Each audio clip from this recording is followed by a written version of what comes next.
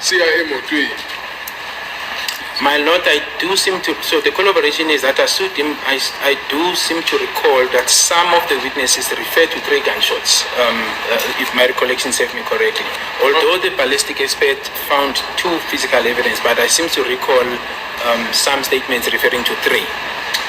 Mina ngathi ngiyakhumbula ukuthi ke ofakazi basho ukuthi isibhamu sakhala kathathu nanoma ke labo ballistic bathi bathola ke inhlamvu ezimbili kodwa ke ikhumulayo ukuthi ngathi bafesa ukuthi isibhamu sakhala kathathu. What is also, my Lord, common here is that he accused number 1 positioned himself outside the house, as he said in this confession that was made to Colonel Mboto. Futhi ke umsolo wokuqala ke uyazibeka ngaphandle kwendlu kule confession noma ukwamukela icala akunika kuKolonel Mboto. Yes, ma'am. Yes, and were these facts known to the investigating team as stated therein in the pointings out? Absolutely not, my Lord. As I've said over and over again, my Lord, the report we had, the guidance that we had was really like it was a robbery that would have went wrong, and the 2 assailants at that time that we were focusing on was accused 1 and 2. And at that stage, it actually fit the narrative. It was looking like these are the suspects, we got them, and it ends there. We did not even know about the circumstances and the reason behind, and the other accused which came into the picture being 3, 4, and 5, as well as accused 2.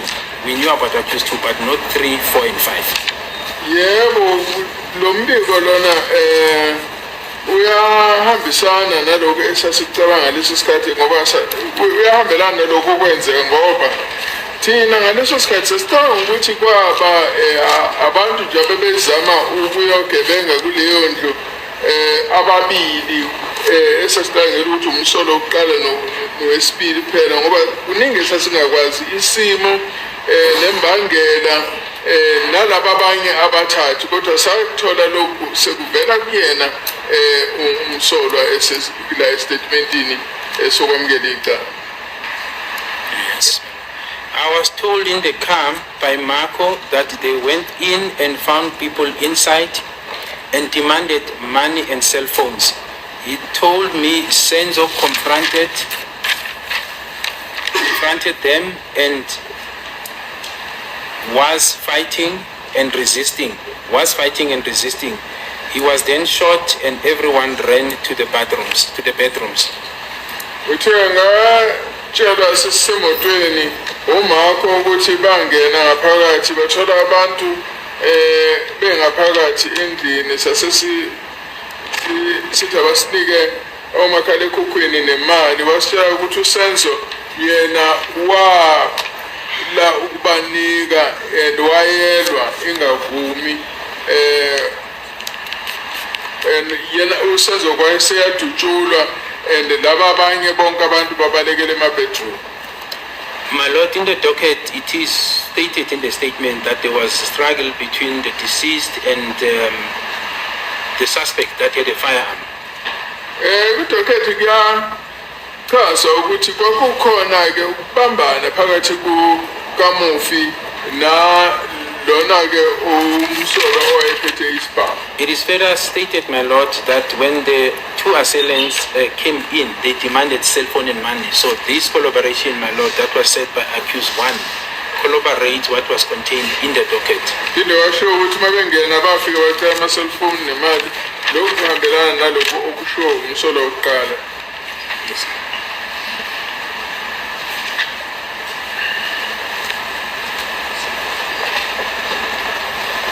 Yes. And furthermore, my Lord, the last sentence where he says he was then shot and everyone ran to the bathrooms, my Lord. It is contained in the statements, my Lord, of the people who were inside the house that after the first shot was fired, they ran into different places. I know others would have ran to the bedrooms, etc. He now says this, my Lord, and only a person who was involved will have this knowledge, except the police or the people who are at the crime scene. futhi kuyaveza itatimendini zalabo abayengaphakathi ukuthi kwathi mase kudutshulwa bonke babalekele ama-bedroom umuntu owayengaphakathi kuphela kuleyo nto wabona ukuthi kwenzekani owayengakwazi lokho. So kusho ukuthi-ke lokhu kuhambisana naloku kuvumelana nobufakazi baba labantu ababengaphakathi endlini naloko kuvezwa umsolwa statementini sakhe sokuvuma icala. I may also add, my lord, that Lieutenant Colonel Hadeb, who took this pointing out, was also never part of this investigation at any stage.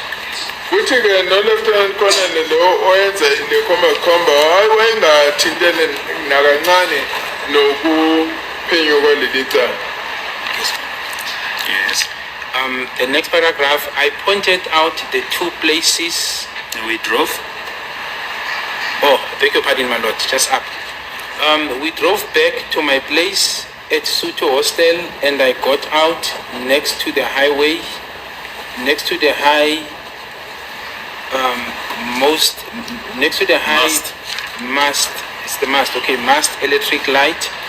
They then left, and the firearm was with Macro.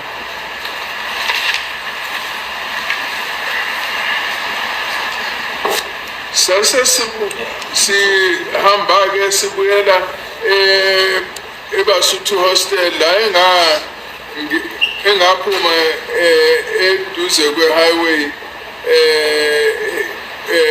lapho ke kune lambu likagesi baseke bengishiya lapho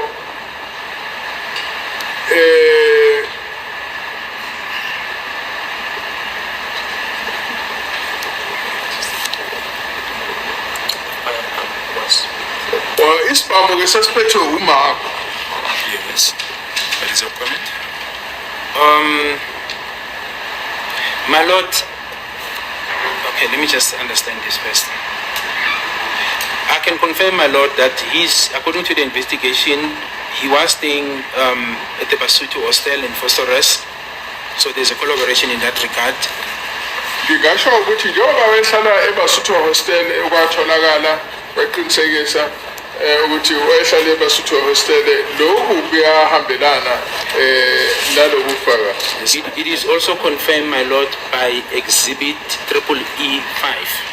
Ukuthi-ke kukhona futhi ukukhombisa ukuthi kuyahambisana ne-exhibit EE5. My lord, the place where he got off, this is a place I referred to also yesterday, my lord, that when I visited it, it's a road that goes up towards the police station, and on the left-hand side, it's actually the hostel itself, my lord.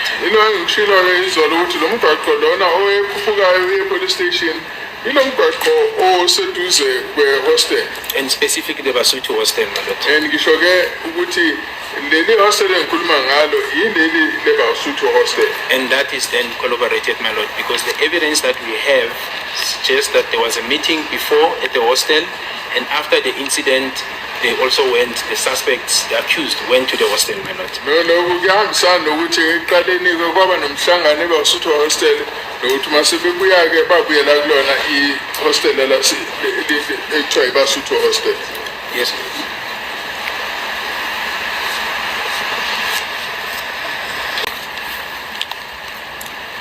Just identify those photos. So, my lord, photo number 3 is a picture that contains a bundle of 100 rands notes, cash notes. Sithombe sesithathu sikhombisa-ke ama-100 rand amaningi. And then photo number 4 contains 200 rands notes wrapped, but there's also, in my observation, 100 rand notes, my lord, and in the same picture, and on top is written Impande Yosono. Lapha-ke kunesesinye isithombe kukhombisa o-200 rand abagoqiwe futhi kuyabonakala kukhona no-100 rand. And kukhona kubhaliwe ngenhla lapho kuthiwa impande yesono. It is dated, my lord. This the same picture. It is a JPG, but it's a date 2014/09/02. Kuthiwa ke lana ke usuku olubonakala lapho umhla ka-2 enyangeni kaSeptember 2014. My lord, photo number 5 contains a see-through plastic bag which is full of 100 rand notes as well as 200 rand notes. It's full and wrapped on top. It's written Igugu lomhlaba and is dated 2014/08/16.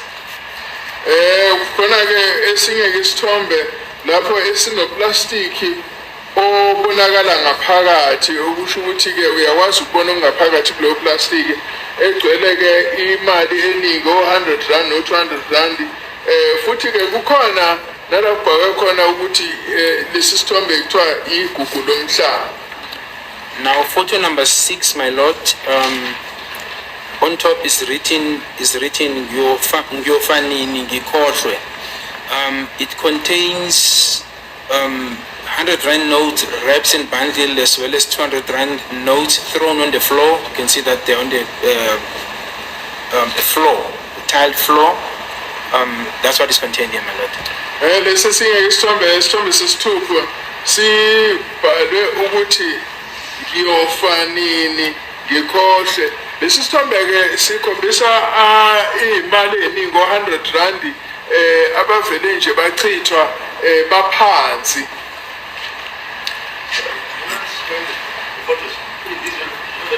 Yes, we'll show them on Monday. Yes.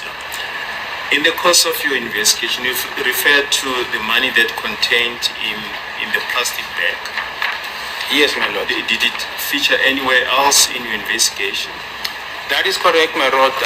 I seem to recall that in the downloads of Ms. Kelly Kumalo, the same see-through plastic bags, similar to this, and in fact I think the position was found, but it was also found in the downloads of Mr. Longwe, Twala. Ngiyangikhumbulayo ukuthi ke uma sidownloada ke ifoni kaKelly Khumalo kwakukhona isithombe esinoplastic ocishe ufane nalo futhi isithombe esifane nalesi sasikhona kuma-download efoni kaLongwe Twala.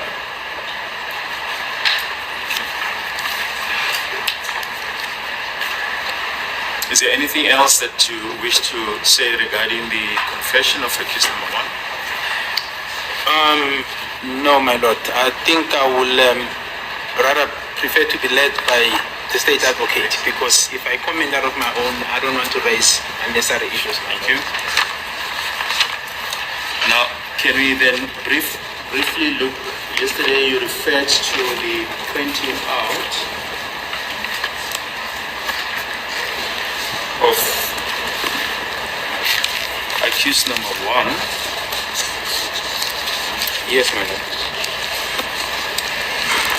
And the same version regarding the pointings out was proffered on behalf of accused number 2,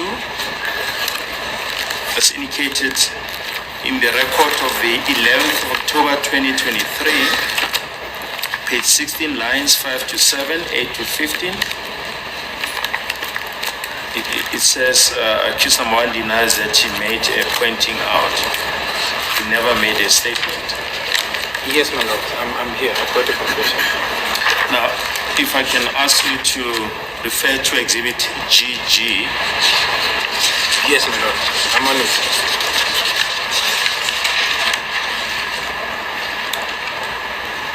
It's already on record that that is the pointing out in the name of Muzika Okulela Stemba Sibia. Correct, my lord. Ngiyabona lapho ukuthi ilapho ke kwenziwa ikhombe Muzika Ukhulelwa Stemba Sibia. Can you just once again just place the date? So the date, my lord, is written 2020 054 time 13:39. But I do know, my lord, that this date was wrong. Yes. It's actually the 5th, Yes. not the 4th. Yes. Lieutenant Colonel David did correct that. lapho ke kuvela isithombe kuvela i-date ethi umhla 4 ku-May 2020 isikhathi 1339 kodwa kuyaziwa ukuthi cha kwangelona umhla 4 womhla 5. And if you can just go to the statement itself. Yes. Yeah, but perhaps before I even go there, my lord, just to confirm that indeed the date was written incorrect in front. If one looks at page, this is page 1, 2, 3. I think page 4, my lord, it's written 5 at the bottom. Yes. There, the written date, the colonel wrote it correct. It says 2020 06 05. Yes. Lapho ke ku page 4 kuyabonakala ukuthi uKenneth wayebhala kahle ikheli wathi 2020 06 05. And then the last page also, my lord, that has the place Alberton, and then under date he also wrote the correct date 2020 06 05. Ukuthi uphinde wabhala ngaphansi ku-Alberton ukuthi usuku kwakungumhla 5 kuJune 2020. Correct, my lord. Yes, I am on the next one, my lord. Yes. Should I read them, my lord? Yes, you can go ahead. Okay. So on top, my lord, it reads Muzika Ukulela Stemba Sibiya states that I am not sure about the month and day, but it was the year 2014. Yes.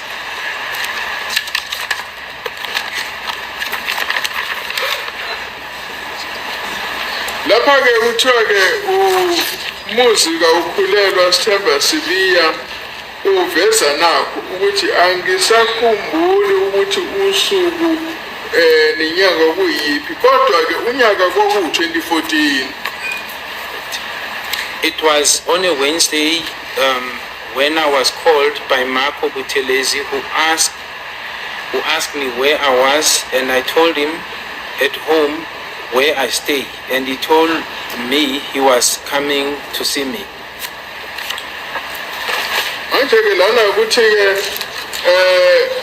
ke ulwesithathu la ngathola khona inkinga oluvela kuMarco Butelezi wangibuza ukuthi ngilaphi ngase ngisho ukuthi ngisekhaya and wayesekisho ukuthi uzoza azongibona. He came accompanied by his Makimba Butelezi, and they were in a white Polo VW. I got inside the Polo and Marco told me that he had a job for us. I asked what job it was, and he told me that it was to kill someone.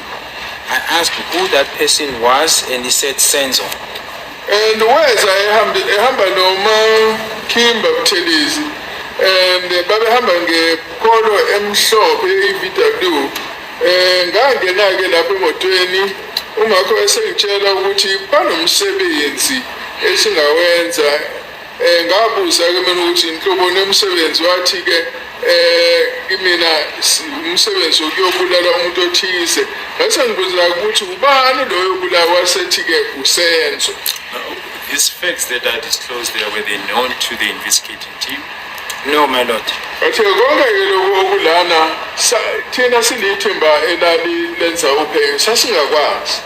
It must be also noted, my lord, that according to the docket at that time, it looked as if it was a robbery gone wrong, because that's all really that was contained in the docket. Engakusho futhi ukuthi ke ngaleso sikhathi thina kwabonakala sengathi kwaba ubugebengu obongazange buhambe ngalendlela ukwacatshengela ukuthi kuzohamba ngayo ngoba thina sasingasilutho ngalokho. Yes, my lord. Yes, we proceed. I said fine, we can do it, and we decided to first go and see Nyanga Sangoma to check whether the job will be successful. We went to the old man and he threw the bones and said it was good. the job can be done successful. We paid 50 rand for checking and left. I was dropped off at home and we agreed to meet on Saturday, the day of the job. Ngase ngithi ayikulungile singasho wenza lo msebenzi and saseke sithatha isinqumo sokuthi sizoya enyangeni lana kuthiwa isangoma ukuthi siyahlola ukuthi lo msebenzi lona uzophumelela yini sase siyake ekhehleni elafike laphansi amathambo labe sisitshela ukuthi ke cha kuhle umsebenzi ungenziwa futhi uphumelele sase sikholekhela ke leli khehla u50 rand ukuthi sihlole ngase ke mina ke beyongishiya ekhaya and sase sizwana ukuthi sizohlangana ngomgqibelo okuwusuku lomsebenzi. What is your comment regarding this information that has been placed on record? My Lord, it corroborates the Mr. Lanzwane in terms of what he said happened. Hayi lokho hambisana ke lalokho kwashiwa uLanzwane owayechaza ukuthi kwenzekani. And this is the witch traditional healer that was pointed by accused number 1. He was not known to us as well, my Lord. Futhi ke lona ke inyanga le eyavezwa umsolo wokuqala and futhi thina sasingazi lutho ngale nyanga. Yes, and this is the proof, my Lord, that this could have only came from him because it was not known to the state. Futhi esiqiniseko sokuthi lokhu kwavezwa uyena akuzange kuzwe ngomunye umuntu. Yes, miss. On Saturday we met and went to a place house. I pointed out to Lieutenant Colonel Hadebe. Today 2020/06/05 in Phosphorus, and we stopped at the corner and looked and walked there. Umgqibelo ke sasihlangana sase siya endlini le engikhombe uLieutenant Hadebe namhlanje ngolwesihlanu 5 kuJune 2020 eFosloras and safike sama ekhoneni sase sihamba ngenyawo kuya kuyona. Yesterday you commented regarding that place that was pointed out. Absolutely, my Lord, and this is where I was indicating that the photos that were taken, they were when I was doing the collaboration. Family, let's talk about Gininda, Brigadier Gininda giving evidence in court. This is crazy what we see happening in court, and the judge is allowing this. And it's hard to believe seeing the judge allowing such evidence. The people who are accused are not the people who killed SENZO Meyiwa. And the evidence that is being given, that excuse the people on the dock, is the same evidence that is given by Brigadier Gininda. Brigadier Gininda is telling the court that the Macro and Makhinzi were the people who communicated with accused number 1. We don't see the names of accused number 3, number 2, number 3, number 4, number 5. Their names are not there. And the person who was carrying the gun, when you listen to this video, to what Brigadier has told the court as facts to him.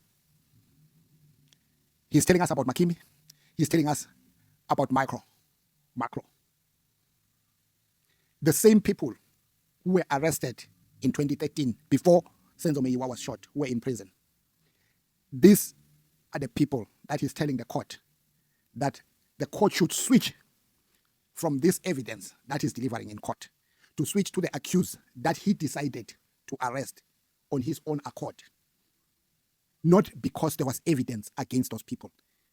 Even when you go to the car, the Polo, the colors that he's giving to the court are not matching what accused number 5 was driving. And the date, it shows 2016. But for him, he wants the judge to switch from that and never believe what he's saying and switch to what he wants Gininda, the judge, to believe, that I want these accused that are here in court to face the music of killing SENZO Meyiwa. In his own evidence, Brigadier Gininda is saying the gun was carried by Macro. Is there any Macro in the dock? There is no Macro. Is there any Makima in that dock? There is no Makima. We don't have to use science to understand. It's a simple logic. Not because accused number 3 had dreads. Now everything, because he had dreads, everything has to be switched to him on this cooked evidence. It really boggles my mind, the judge entertaining this. Because the judge should ask Gininda, what are you talking about? Because here the evidence that you are giving is irrelevant to the people who are in the dock. These are different people that are in the dock. It's not the same people that you're reading all the statement that is talking about Macro and Makhinzi. But you want us to switch because of you saying the accused number 1, when he did the confession, he was trying to diverge. And you believe that, no, he was not meaning Macro. He was not meaning Makhinzi. Makimba. You want us to believe that. And the judge is letting this slip right in his face. What kind of a judge is this? That is where you see that the cooking is more than cooking. Why are we made to believe? Even this Mkulu that is referred to, that they went to him to help them. It's not the accused that are there. Why he's always saying he's talking about facts in the court and they're letting it slip, the judge. Coming to the English that is written in that statement, they did it purposely to suit their narrative so that we can think accused number 1 is the one who wrote that rotten English in that statement. They did it themselves, but they want to turn the tables for us to believe that, okay, if it was Gininda who wrote the English, Gininda is a little bit fluent in English and he could not have wrote this thing. But this thing was done by them because they were cooking. They make us believe. Okay, let's come to the bags that were downloaded of money, the 100 rands and the 200 rands and the 50 rands that were in those. If that is true, that those bags were part of their evidence, as per they were found in the downloads of Kelly, of Longwe, of accused number 1. Where is Longwe? Why is he not arrested? Where is Kelly? Why is she not arrested too? Because the same pictures that they say were downloaded in those phones were even found in Longwe's phone down when they did the download. Why is Longwe not in the dock? To prove that they arrested the right people. Why Longwe is not there? These are the discrepancies that we are trying to show, that this case has got no legs to stand. That's why they always say lies has got short legs. It cannot stand the test of time. This is what we see Gininda doing, and is being supported by the judge. And we understand that this guy, he didn't know about this case. If it is true that he wrote that statement talking about Macro and Makimba, why didn't he just throw the case out? Because it was not, those people, when they discovered that this guy was lying, was not telling them the truth, they should have kicked out the case that, no, this is not the guy we are looking for. But they decided to arrest him. Then they go and collect this other accused number 2, 3. Even when we remember very well, accused number 2, Ntanzi. When they went to his workplace, they discovered that whoever the manager was when they get there, it was discovered that Ntanzi was not on leave. He was absent. All of a sudden, the manager came to correct that statement that he was on leave. Again, another evidence that Ntanzi had a gold tooth. When they took Ntanzi to the doctor, it was discovered that he didn't have a gold tooth. Why are we being fooled here by Gininda with Maloi? We are made fools to understand that this is exactly what happened. Even the head, the DNA from the head that was found on the scene of crime, that DNA didn't match either of these people in the dog.